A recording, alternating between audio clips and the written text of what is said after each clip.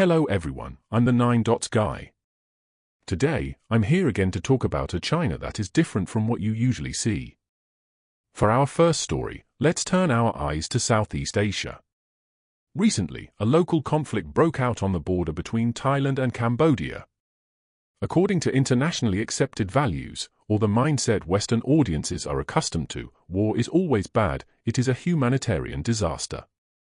Any citizen of a civilized society, seeing a neighboring country go to war, should have a first reaction of concern for civilians and a call for peace.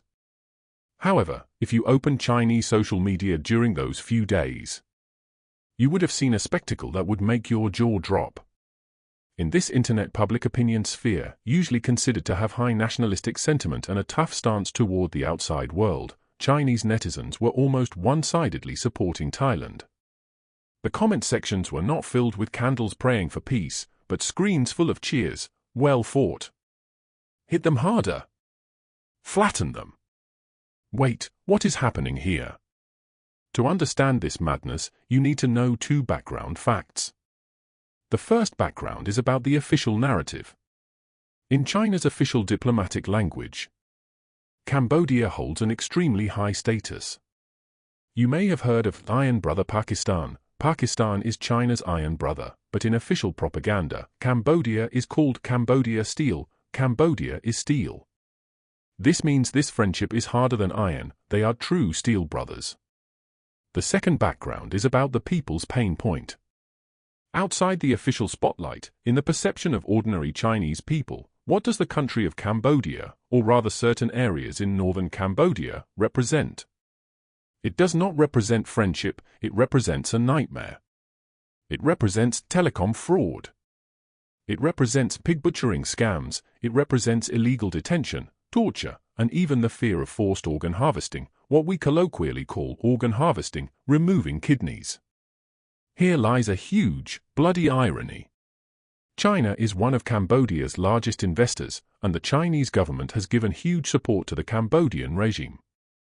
But on Cambodian soil, especially in those franchised zones that exist in a legal vacuum, the most vicious criminal industry targeting Chinese people has grown. These telecom fraud zones are like malignant tumors attached to the Chinese people.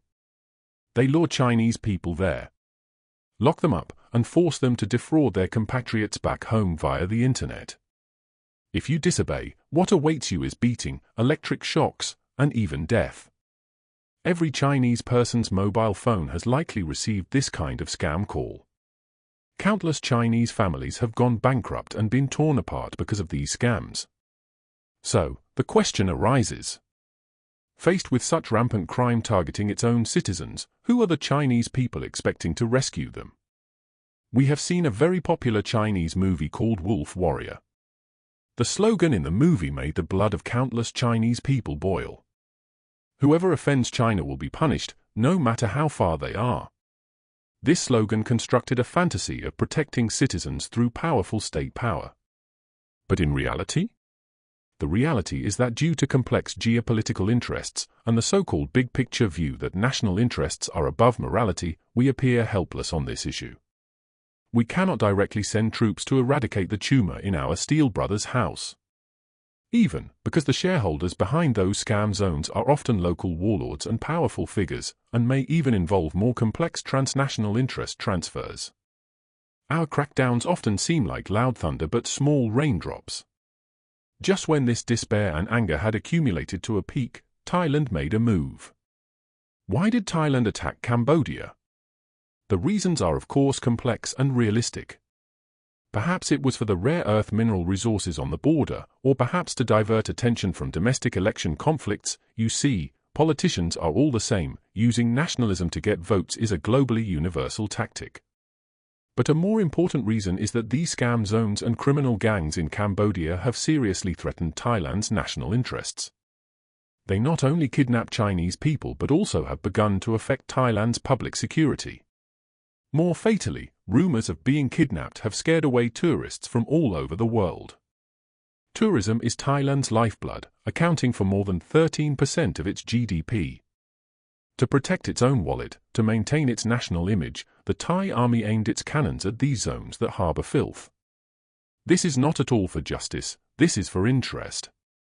But for ordinary Chinese people, this is enough. When Thai shells landed on the heads of those scam zones, when those usually arrogant criminals were blown up and fleeing in all directions, Chinese netizens felt an unprecedented pleasure of revenge. Do you understand how absurd this psychology is? We are a great power with aircraft carriers and hypersonic missiles. But when our citizens face the most immediate threats to life and property, we are actually cheering for the cannon fire of a neighboring country. We pin our hopes for punishing evil and promoting good on a foreign war driven by geopolitical interests. This is like robbers entering your home, and your father, the state, cannot act or does not want to act for some reason. As a result, the neighbor next door fires a shot at the robbers to protect his own yard. At that moment, you don't care if the neighbor is a good person or not, you just want to applaud him. This is a kind of psychological compensation of killing with a borrowed knife. In our cheers, we are actually covering up a deep sense of loss and powerlessness. Everyone mocks in the comments section, "Is this our steel brother? So only Thailand can handle them." Behind these words is a profound distrust of the official narrative. We are told that national interests are paramount. But when we receive scam calls late at night or hear news of compatriots suffering overseas, we can't help but ask, whose interest is this national interest? If it is to maintain a so-called friendship with a corrupt regime at the sacrifice of ordinary people's sense of security, can we really accept this kind of big picture? Living under China's propaganda machine for decades, I have discovered an interesting fact, very harsh but also very true. Historically, those who are said to be old friends of the Chinese people often have questionable morals and often run counter to universal values. This sentence seems particularly jarring in the context of the Thai-Cambodian War. We support Thailand because although we are in a powerful collective, we feel helpless like an isolated island in terms of individual safety. Thailand's cannon fire accidentally became that life-saving straw, even if it was just an accidental action out of self-interest. This is the first absurd story I want to tell. When wolf warrior only exists in movies, Chinese people in reality can only project their desire for justice onto the wars of outsiders. However, if this is merely something happening outside the borders, it might not be enough to make you feel the pain personally. The second story I am going to tell next happens right inside everyone's mobile phone, on the front line of the China-US game. And this time, the one playing the role of savior turns out to be our greatest enemy in official propaganda, the United States. If Thailand's crackdown on scam zones solved our physical fear, being kidnapped, then the story I am going to tell next concerns our fear regarding property and a deeper, institutional helplessness. The protagonist of this story is our greatest opponent in the official narrative, the United States. Recently, the US Federal Communications Commission, FCC, made a very domineering decision. They issued an ultimatum to China's three major state-owned telecom operators, China Mobile, China Telecom, and China Unicom. The content was very simple and direct. You have 14 days to solve the problem of fraud via virtual numbers. If you cannot identify and block those forged scam calls coming from overseas, the FCC will cut off your connection to the US communication network. For my Western audience, you need to understand the weight of this. This means that if not rectified, China will lose its communication bridge with the United States, and Chinese operators will lose the huge US market. This is a devastating blow commercially. According to common sense, when a foreign government threatens a country's state-owned enterprises like this, the reaction of Chinese public opinion should be anger. We should accuse this of being long-arm jurisdiction, tech hegemony, and another piece of evidence that the US is trying to contain China. But this is only the voice at the official level. Among the people, at the dinner tables of ordinary folks, the reaction is surprisingly consistent. Everyone is secretly cheering, and some even say, "The Americans did a beautiful job this time. Hope this forces them to solve the problem." Why? Why would Chinese people thank American hegemony? Because this incident touched a huge pain point in Chinese society and also a huge mystery. Everyone knows that China possesses the world's most advanced surveillance technology. Our high-speed rail network covers the country, our facial recognition technology can lock onto a fugitive in a crowd within seconds, and our great firewall can precisely block any forbidden sensitive words. Our control over technology is astonishing. However, right under such an all-seeing eye, a highly illogical thing is happening. We actually cannot stop a scam call generated by number spoofing software. In the past decade or so, telecom fraud has become a plague in China. Scammers use overseas servers and virtual numbers to disguise themselves as public security, prosecutors, courts, banks, or couriers, looting the savings of countless Chinese people. Why? Is the technology not good enough? This is a lie that even a 3-year-old would not believe. If you have lived in China, you will find that when you order takeout, receive a package, or get a real estate sales call, your phone screen can often accurately display takeout, marketing, harassment call. This shows that big data knows exactly where this call comes from and what it is for. Since sales calls can be identified, why can't scam calls be identified? Since political sensitive words can be blocked, why can't the virtual number that is cheating a retired old person out of their pension be blocked? Here, we want to reveal an open secret of Chinese society to Western audiences. This is not technological incompetence, this is complicity in interests. In China, strictly speaking, the 3 major telecom carriers are state-owned enterprises, SOEs. They are monopolies. But inside these behemoths, there is a complex web of interests. Every scam call coming from overseas, as long as it connects, even for just 1 minute, generates international long-distance settlement fees. Whose pocket does this money eventually flow into? The operators.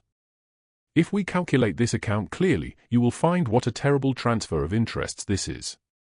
If technical means were used to cut off all virtual numbers at the source, it would be a huge boon for the ordinary people, meaning a world without thieves. But for the operators, it means a huge, continuous cash flow evaporating instantly. Worse still, this interest is not only reflected in company financial reports but also permeates the KPIs, key performance indicators, of grassroots employees. In China, grassroots employees of operators carry heavy card-selling tasks. To meet performance targets and get bonuses, many choose to turn a blind eye to behaviors like bulk purchasing of SIM cards and registration with fake identities. What's more, some special virtual number segments, such as those starting with 170, 171, are subcontracted layer by layer, sold to so-called virtual operators, and finally flow into the hands of scam groups. This forms a perfect, evil closed loop. Scam groups need tools, operators provide tools for profit, or tacitly allow loopholes to exist. Regulatory departments, due to intertwined interests, often raise high but put down gently, punish lightly. Finally, it is the ordinary people who lose everything who pay the bill. We have downloaded the anti-fraud app 100 million times, and the police have plastered slogans all over the community. But this is like when the roof is leaking, we don't fix the roof, but desperately wipe the water on the floor. As long as that loophole deliberately left by interest groups for profit, is not plugged, the water will never be wiped dry. And now, the most ironic scene is staged. What truly forced this huge interest group to patch the loopholes, to fix the roof, was not the complaints of Chinese consumers, not the tears of victims, but US sanctions. The FCC's ultimatum is like a sharp sword hanging directly over the operators' heads. If they don't change, they will lose the US market, which involves national interests at a higher level and the survival of the enterprises. So, within these 14 days, I believe Chinese operators will show amazing efficiency. Those technical problems that have plagued ordinary Chinese people for more than a decade will suddenly be conquered. Those virtual numbers that could not be traced no matter what will suddenly be blocked. This makes us feel a deep sadness and absurdity. Did the Americans issue this order to protect Chinese people? Of course not. The US has its own calculations. They are doing it to protect American citizens from harassment, for so-called national security, and even to take the opportunity to suppress Chinese companies. The starting point is selfish, even hostile. But the result? The result is that ordinary Chinese people have become the biggest beneficiaries. This reminds me of a famous quote by former Chinese Premier Li Keqiang. touching interests is harder than touching souls. Inside China, touching the interests of these monopoly giants is an almost impossible task. Because they are too powerful, they are the rule makers. They have built a solid fortress, and any internal waves of protest are as powerless as spray hitting a rock in front of this fortress. However, the US FCC sanctions are like a meteorite from the outside, smashing directly through this fortress. This is what I call the magical realism, the hegemony we hate most, the US, and the criminal behavior we hate most, fraud, form a strange opposition at this moment. And we, as victims, have to rely on the enemy's hegemony in exchange for a moment of peace. We seem to be stuck in a vicious circle. We rely on external forces to obtain the dignity and security we should have as modern citizens. Once this external force retreats, or is blocked by us in the name of resisting foreign interference, what we face is often even more unscrupulous rent-seeking by internal power. This can't help but make one think, if one day we really achieve complete internal circulation, if we really drive all foreign forces out, then who will be left to constrain these huge monopoly giants? Who will be left to help us plug that leaking roof? Speaking of this, you may have already felt that suffocating feeling. But please don't rush. If the first two stories were about life and property, then the last story concerns the very little bit we have left, dignity. Moreover, this story will confuse you even more. Why, when a foreign company tries to give Chinese people decency, do we invent a word to humiliate it? If the first two stories made you feel anger, about being kidnapped, and helplessness, about being scammed, then the following story might make you, or my Western friends, feel a cognitive collapse. This concerns the little bit we have left, dignity. Some time ago, a famous Japanese company, Canon, decided to close its factory in Zhuhai, China. In any country, a factory closure is usually a sad story. Workers lose their jobs, and families lose their sources of income. However, Canon did something that no one expected. Before evacuating, they announced a compensation plan. According to Chinese law, the standard severance pay is N+1, N represents years of service. But the plan Canon offered was 2.5 N+1, and there was even an additional special gratitude payment. What does this mean? It means an old employee who worked in the factory for 30 years could get a lump sum compensation of about 1.5 million renminbi, about 200,000 plus USD.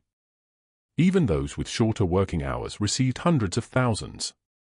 In addition, Canon wrote recommendation letters full of respect to employees, organized employment training, and helped them find their next jobs.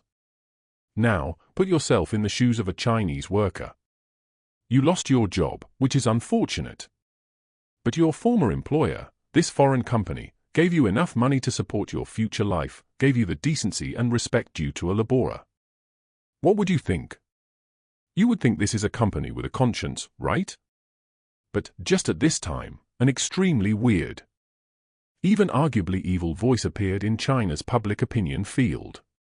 Some experts, media, and certain voices representing vested interest groups began to fiercely attack Canon. They invented the most absurd, illogical new term I have ever heard in my life, malicious welfare. Yes, you heard me right. Malicious and welfare. Two words that should never go together. They accused Canon of engaging in a malicious compensation. They said this is a foreign enterprise harboring evil intentions, with the aim of buying people's hearts. What shocked me most was this statement: Canon doing this is shaking the foundation of our country's employment system and is destroying China's employment ecology. Wait a minute. Let's analyze this term, labor ecology, employment ecology. What is labor ecology? In their eyes, should the normal ecology be the factory closes, the boss runs away with the money, or only gives the minimum standard severance and humiliates you like dismissing a beggar? In their logic, treating workers well is malicious, treating workers as consumables is the benevolent norm? This is not just a distortion of logic, this is the annihilation of humanity. To my Western audience, this might be hard to understand. Why would anyone attack a company for being generous? The reason is simple: fear. Those who attack Canon, those Chinese powerful figures and capitalists, what they truly fear is not Canon the company itself, they fear comparison.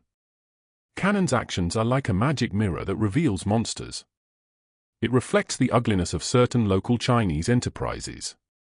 Let's look at how China's two most famous entrepreneurs treat their employees. The first is Jack Ma, the founder of Alibaba. He once said a famous quote, "996 is a huge blessing." This means that being able to work from 9 a.m. to 9 p.m., 6 days a week, is a blessing you have earned. The subtext is, your time, health, and life are worthless. I give you the opportunity to work, so you should be grateful. The second is Richard Liu, the founder of JD.com. He likes to call employees brothers. He said, JD will never fire any brother. The result?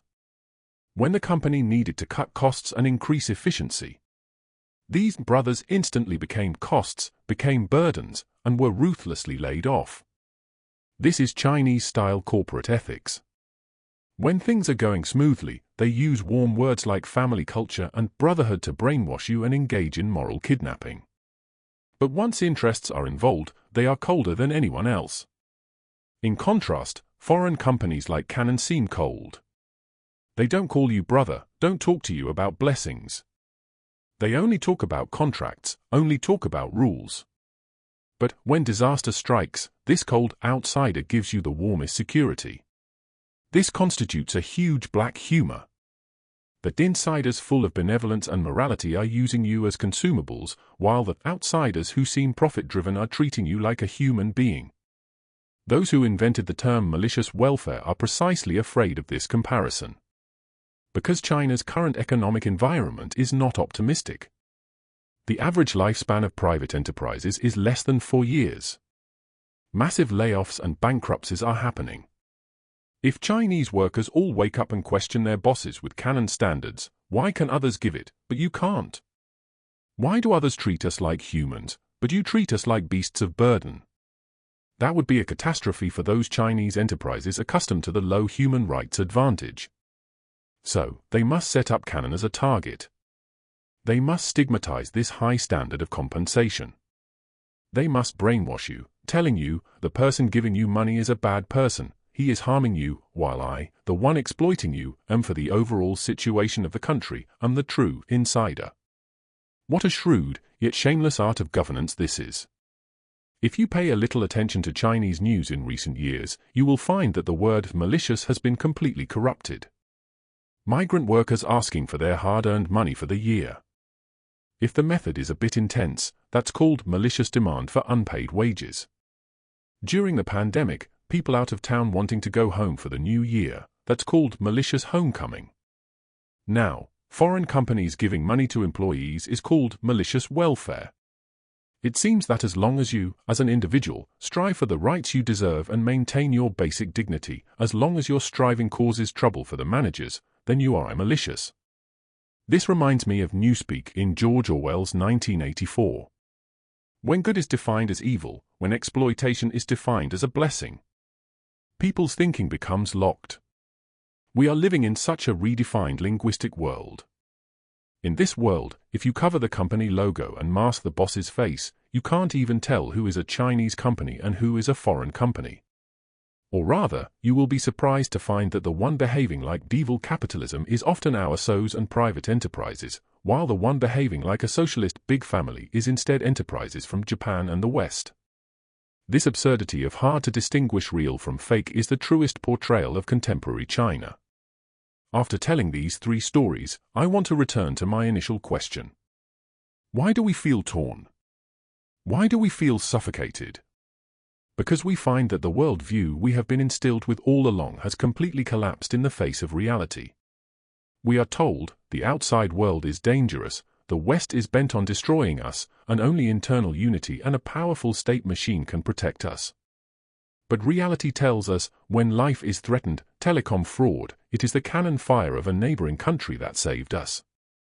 When property is threatened, scam calls, it is the sanctions of an enemy country that saved us. When dignity is threatened, unemployment compensation, it is the malicious welfare of a foreign company that saved us. This series of blows forces every sober Chinese person to undergo a painful cognitive upgrade. This is not just a simple binary opposition about is China better or the West better. No. This is a question about power versus rights. In any closed system, if there is no external frame of reference, no external competition and pressure, power will inevitably lead to arrogance, and capital will inevitably lead to greed.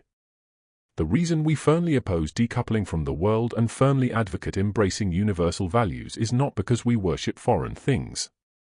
It is because we need this world as our mirror and anchor. If we really, as some extreme nationalists advocate, close the door and engage in internal circulation, drive away all foreign companies, and block all international rules, what will be the result? The result is that we will lose the frame of reference. We will lose the coordinate that tells us what is a normal life. At that time, it might not just be a malicious welfare. In a world without comparison, exploitation will become the only justice, and silence will become the only way to survive. That so-called ecology will become a true dark forest. For you, my Western audience, this video might be a bit heavy. But I hope you can see that inside this massive, seemingly uniform state machine, there are countless specific, living people experiencing this spiritual tear. They might show fanatical nationalism on social media, but late at night, they are also longing for justice, security, and dignity, even if these things rely on the enemies to bring them. This is a sorrowful luck. And in this absurdity, we are still looking for a way out. Even if that magic mirror is shattered, we must pick up a shard and hold it tight in our hands. Because in that shard, the image of us as humans is reflected. We refuse to forget this image. Thank you for watching 9 Dots. At the end of this video, I don't ask you to like it, I just hope you can understand this complex pain. When we talk about China next time, please remember, don't just look at that huge giant, please look at the ordinary people at the giant's feet who are trying hard to identify the direction. I am 9 Dots. In this world where black and white are hard to distinguish, see you next time.